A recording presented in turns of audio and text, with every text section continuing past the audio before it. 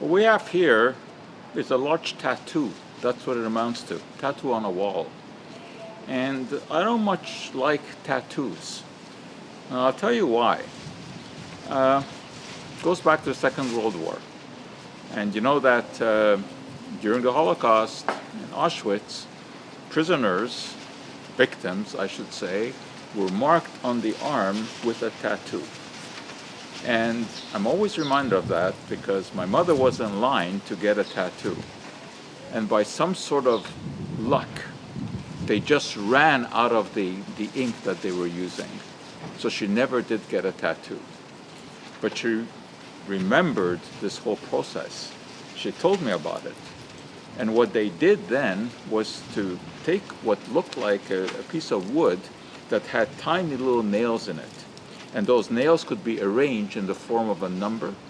They would put this into what amounts to soot and then just clamp it on the arm to leave what was an indelible mark.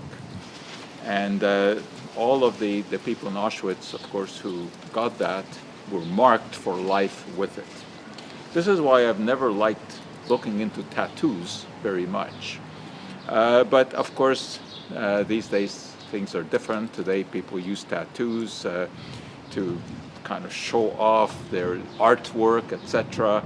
They sometimes have meaningful tattoos. The question sometimes comes up of whether or not there's any harm with tattoos, and generally not. You are putting pigments into your skin, but they tend to stay where they are. We know this because tattoos last a long time. If the pigments migrated away, of course the tattoos would disappear.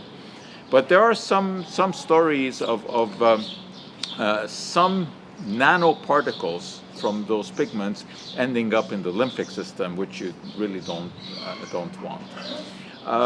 There's also some concern that if you have tattoos that have iron oxide, a reddish pigment in them, then you have to be careful with an MRI because it gets hot.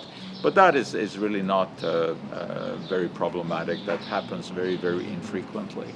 Anyway, now you know why as much as I like to talk about science, I don't like all that much to talk about tattoos, because I'm reminded of the whole business during the Holocaust, when tattoos were used for a completely different purpose than decorating your arms. And that's why I would never have a tattoo of any kind.